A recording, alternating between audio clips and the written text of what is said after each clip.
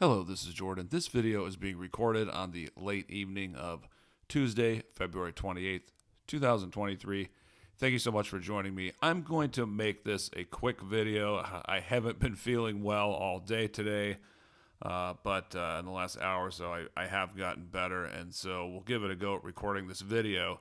And the main point I'm trying to get across here is, and this is not gold bug perma bull speak, but the idea that the Fed is going to go higher for longer, we've all heard it. The market is discounting that more in the last month.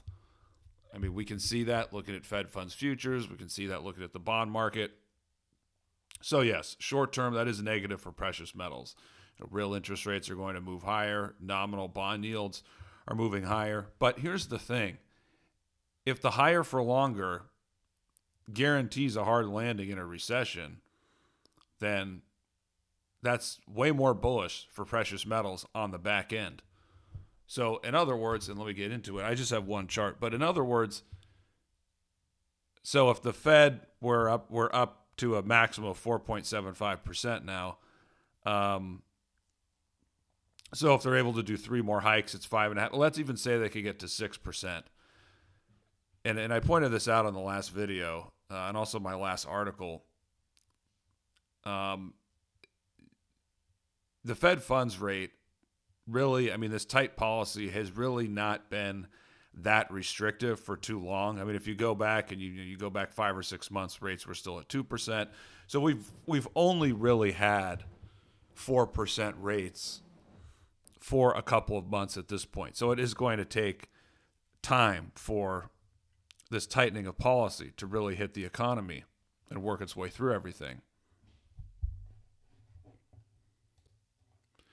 And so, in that scenario, I mean, the Fed basically has two options. They could go to, let's just say 5%, and then they could say, we're going to stop here. We're going to stop for at least 6 or 9 months. We're going to see what happens. Okay, that's a true pause. Now, however, if they're going to try and hike to, let's say 6% or 5.75, that would be four more hikes at this point. I mean, the more you hike, the closer you're getting to almost guaranteeing a hard landing in a recession, and therefore the closer you're getting to the point when then they have to completely reverse course and go from hikes to cuts very quickly.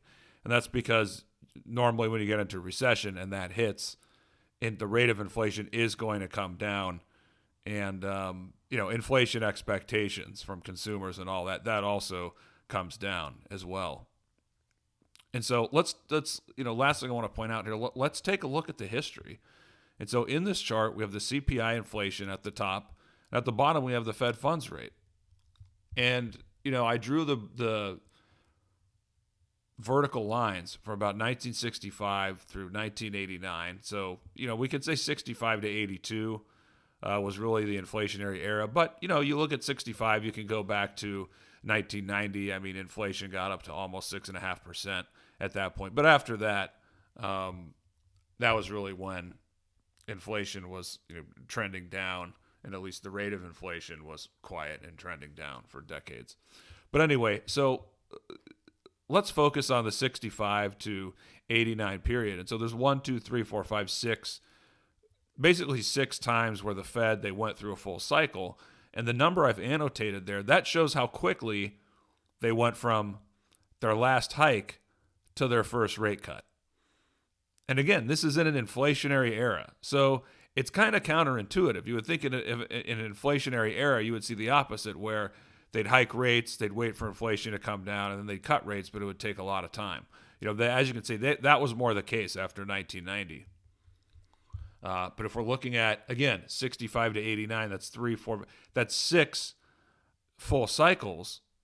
And 4 of those 6, the Fed pivoted. They did a full pivot within 2 months. And the other times were 4 months and 7 months. So if we're looking at the average, it's about 2.6, 2.7. The median time would be, what would that be? It would be about, let's see, 1. whether it be 1.75 months.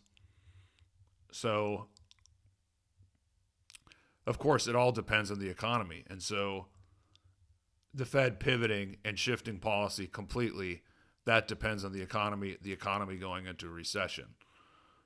So that's what it comes down to. But if we're looking at the data, maybe a recession will hit in the second half of the year. Maybe it could hit at the end of the year. Maybe it hits in the third quarter. But if the Fed is going to do this tighter for longer and they want to get to 6%, the point is that doesn't, if the Fed stops at 5% versus, the Fed continues to hike and stop at 6%, that doesn't push off when they're going to have to pivot and cut rates. Like, that doesn't push it further off into future. Like, that's what we have to understand. So yes, in a very short-term sense, higher for longer, negative for precious metals, more Fed tightening in the short term. However, if that brings us to a hard landing in a recession, which I think it will, it's just a question of timing, then you could, especially if it hits this summer, you could see the Fed shift course and pivot really quickly. And again, this is what happens in an inflationary era, because a recession kills inflation, or at least brings it down quickly and significantly. So just something to think about. I'm not trying to be a perma bull here and say this is all bullish. I'm trying to say, essentially, the higher for longer, that could really guarantee a recession and a hard landing. And we know that, that's a super bullish catalyst for precious metals. So in my opinion, bring it on, Fed, bring it on, because you're going to be cutting sooner than you think if you do that. All right. Let me know what you guys think in the comments. Talk to you again soon.